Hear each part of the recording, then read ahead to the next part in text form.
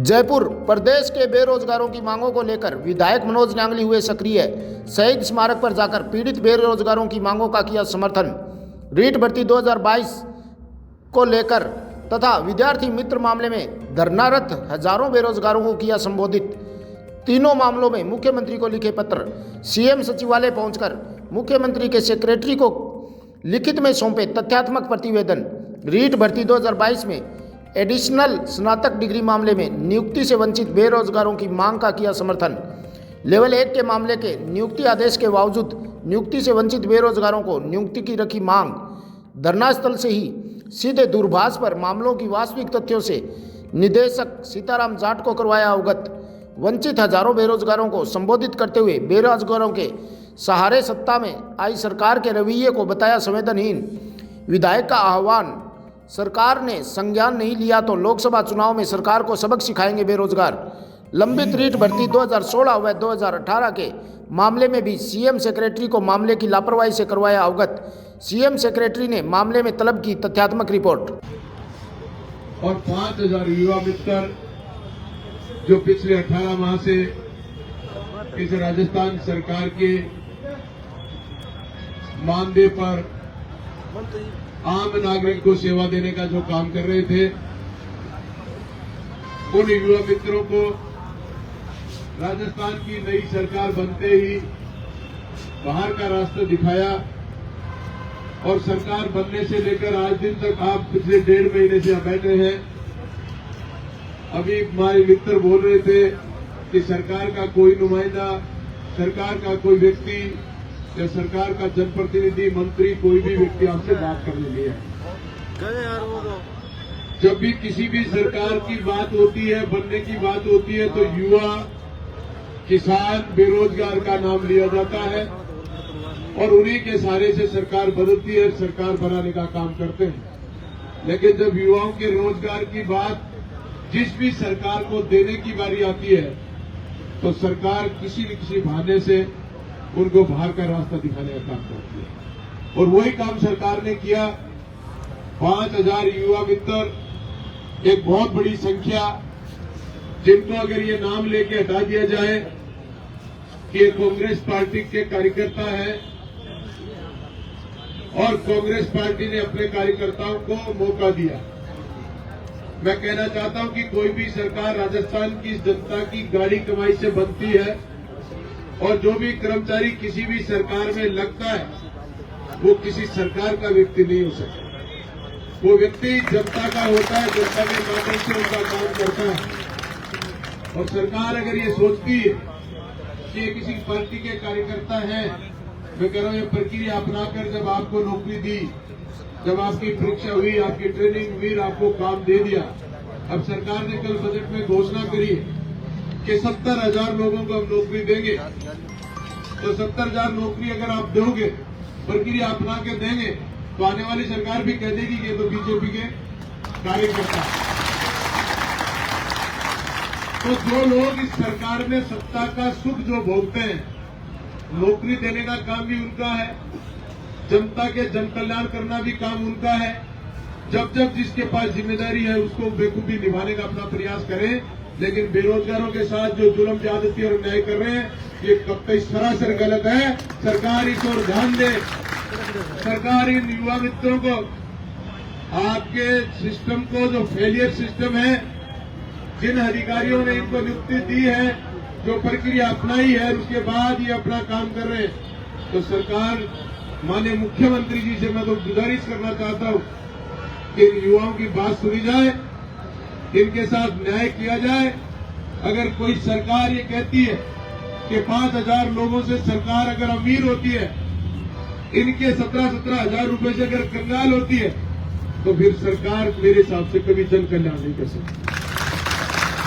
गरीब आपके पैसे से आपका बजट गवर्नमेंट को अभी कोई अलग प्रावधान करना नहीं। पिछली सरकार ने आपको नियुक्ति दी है, उस समय आपकी व्यवस्था करी है, और उस व्यवस्था को मिटाकर सरकार अगर ये चाहती है हम बहुत बड़ा काम करने जा रहे थे, ये काम उनके लिए अच्छा है। आपकी ये बात विधानसभा 5-7 दिन चली, उसमें जरूर चर्चा हुई एक बार, और उस चर्चा के बाद भी सरकार ने कोई जवाब नहीं दिया। और आप लोगों की मांग पत्र हमें भी मिला। हमने माननीय मुख्यमंत्री को चिट्ठी लिखी है और आप लोगों के बीच आज आकर ये कहना चाहते हैं कि भाई और संघर्ष करने वाले युवा साथियों, तकलीफ जरूर होगी। सामान्य परिवारों से निकलकर आए हो, 2 महीने से सैलरी नहीं मिल रही है, घर के चलाने की तो जिम्मेदारी है ही, और यहाँ बैठ करके आपके पैसा लग रहा। लेकिन सरकार किसी भी आंदोलन को रोकने के लिए एक ही काम करती है, कल लंबा चलाओ और इनको कमजोर कर दो, आंदोलन समाप्त हो जाएगा। इसलिए मैं आपसे कहना चाहता हूं कि भाइयों, युवा साथी हो, संघर्ष का साथी हो, लड़ाई जीतनी है तो तकलीफ जरूर मिलेंगी। तकलीफ झेलने के लिए तैयार होते रहो। सरकार निश्चित रूप से आजा, क्योंकि सरकार किसी भी आंदोलन को रोकने का उनका यही साधन है। बढ़िया लंबे समय तक बात मत करो, लंबे समय तक सुनो मत, उग्र आंदोलन करें तो मुकदमे लगा दो, लाठीचार्ज कर दो। मैं कहता हूँ धैर्य से बैठे रहिए। धैर्य की परीक्षा लेना चाहती है सरकार। आपका धैर्य अगर नहीं टूटा तो आपका आंदोलन की निश्चित रूप से जीत है। ठीक है भाई। अब सरकारों की आदत बन गई, पिछले 30 साल से मैं देख रहा हूँ, कभी कांग्रेस वाले आते हैं तो बीजेपी वाला का कोई नाम दिया हुआ उसको मिटा देते हैं, और बीजेपी वाले आते हैं तो वो कांग्रेस वाले का दिए हुए नाम को मिटा देते हैं। मैं भी कह रहा हूँ ये नाम नू मिटा दो, इन युवाओं को नौकरी दो। नाम से हमें कोई लेना देना नहीं है, और इन युवाओं को भी उसके नाम से कोई लेना देना नहीं है।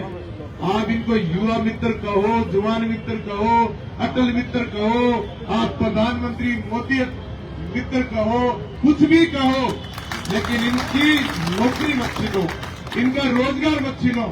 नाम बदलने के लिए कोई फर्क नहीं पड़ता, आपको ठीक लगे मुझे, लेकिन रोजगार दे दो। भजन भी करो तो भजन मुताबिक करना पड़ेगा।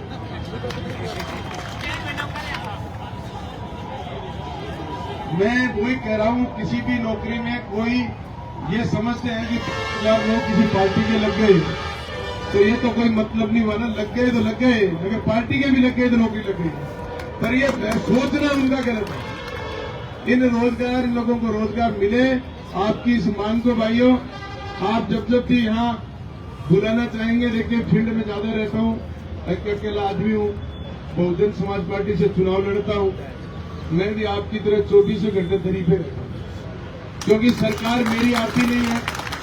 2 बार एमएलए बन गया, और बिना सरकार सत्ता के लालच में तो लड़ाई होती नहीं, और वो लड़ाई एक ही है, आप जैसे बेरोजगारों की, आप लोगों की तंग परेशान लोगों की लड़ाई को मेरे विधानसभा क्षेत्र में लगातार इन बीजेपी और कांग्रेस वालों के खिलाफ डटकर लड़ता हूँ। उसी का परिणाम है कि जनता मुझे राजस्थान की विधानसभा में भेजेगी। इसलिए मैं जब भी जयपुर आऊंगा, 1 दिन में 2 दिन में जब भी आपके बीच आऊंगा, निश्चित रूप से मुख्यमंत्री जी से भी मिलूंगा और मिलकर आपकी बात रखूंगा, ये मैं आपको विश्वास है। और भाइयों, विधानसभा अगली जब तक चलेगी के तो तरह से समझौता कर लेगा, और नहीं विधानसभा में आपकी लड़ाई इस कदर लड़ूंगा कि आप ही याद करोगे कि राजस्थान की विधानसभा में कोई हराएगा। अकेला जरूर हूँ, लेकिन विधानसभा में बोलने का जब नंबर आ जाएगा तो फिर 199 चुप ही रहेंगे मनोज गांधी। इसलिए भाई आपकी वास्तविकता में पीड़ा है, इस पीड़ा को हाँ साहब, एमएलए साहब अभी कोई मीटिंग से यहाँ पर धरने में, हाँ वो धरना हमारी ये जवान है, हमारी ये ताकत है जो राजस्थान की विधानसभा में मुझे मौका मिला है, उसके लिए आपकी लड़ाई को निश्चित रूप से आप आपके बीच आकर इन युवाओं की पूरी टीम को जो देखते हैं, तो मैं तो कह रहा हूँ कि हिंदुस्तान की सरकारें युवाओं को सिर्फ चुनाव के एक जुमले के अलावा, उपयोग के अलावा सरकार कुछ नहीं देती युवाओं को। आपको उस समय झंडे देती है और झंडे देकर कहती है आप युवा हो, आप ही देश का भविष्य हो, आप ही देश को आगे ले जाओगे। और ये युवा यहाँ बैठ कर अपनी रोटियों के लाले, अपने खाने की समस्याएं, अपने सोने की समस्याएं, अपने परिवार की पीड़ा को लेकर जब इन सरकारों के सामने बैठा है, तब ये युवा का भविष्य किसी को नहीं दिखा।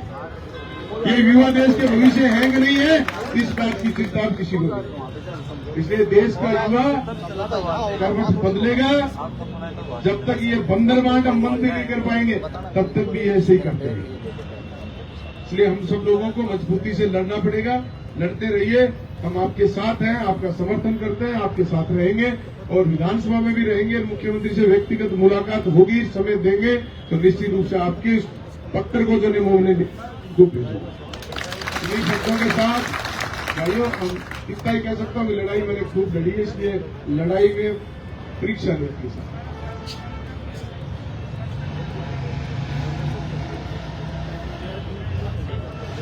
देखिए, बड़े दुख की बात है और वास्तविकता में इससे ज्यादा बड़ा और कोई हो नहीं सकता कि 5000 युवा साथियों का एक मित्र इस संघर्ष में और अपना जीवन समाप्त हो गया, उसकी परिवार को बड़ा आघात होगा। आपको भी आंसू आ रहे होंगे क्योंकि आपका साथी था, लेकिन उस परिवार में क्या बीती होगी। और ऐसे दृश्य में भी अगर सरकार की अगर आंख नहीं खुले, कान नहीं खुले, उनकी जबान नहीं खुले, तो फिर इससे ज्यादा तो वो 3 गांधी जी के बंदर का नाम लिया गया, उससे ज्यादा और कोई सरकार को बहरापन, अंधापन और बेजुबान कोई हो नहीं सकता। इसलिए उनके परिवार को कम से कम ढांढस बनाए, सरकार वहां तक जाए, आप लोगों के बीच बात करे, किसी प्रकार की और दुर्घटना ना हो। और मैं कहता हूँ सरकारों के पास आपके सामने लड़ने की कोई शक्ति नहीं है। अगर आप धैर्य से लड़ोगे, सरकार चाहती है उस आप इस आंदोलन को सड़क पर लाकर कुचलवा मत लेना, इतना मेरा आपसे आग्रह।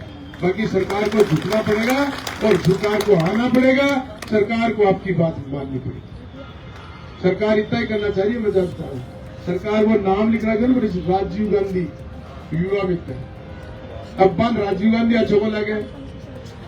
अब ये कांग्रेस राज्य जान कोई अटल बिहारी वाजपेयी अच्छो को लगे, तो आने नाम को रोड़ो है, नाम के रोड़े परमानेंट मेट दो, देश के शहीदों को नाम कर दिया करो, देश की कुर्बानी करने वाले लोगों का नाम कर दो। लेकिन बार बार इन नेताओं का आप नाम लिखते क्यों, जब हर बार आपको आकर बदलना पड़े। इसलिए मैं कहता हूँ इस देश में आजादी की लड़ाई में भगत सिंह जैसे शहीद हुए हैं, महाराणा प्रताप जैसे महापुरुष हुए हैं, उन लोगों के नाम कर दो ना जी, बदलने की समस्या खत्म हो जाएगी। बदलना क्यों पड़ता है, जब भी आप अपने नेताओं के नाम लिखते हैं, अगर नहीं तभी बदलना पड़ता है।